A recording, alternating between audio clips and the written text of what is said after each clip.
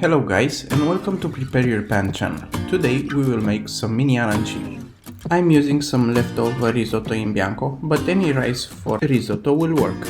Just flatten the rice in your hand, add the mozzarella in the middle and form a ball. Leave them in the fridge for at least 10 minutes to keep their shape. In order to create that beautiful brown crust, we will dip them in flour, 2 beaten eggs and panko. If you don't have panko, you can use breadcrumbs. In a large saucepan, heat some oil until it reaches 180 degrees Celsius and cook the balls in batches for 5 to 6 minutes. The first one is always for testing. Once you're happy with the results, transfer it to a rack or paper towels, sprinkle salt, let it rest, and continue with the other mini arancini.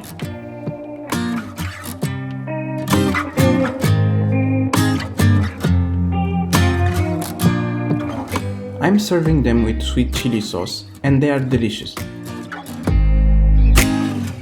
Thank you for watching this video. If you liked it, please hit the like button, and also don't forget to subscribe. See you guys, bye!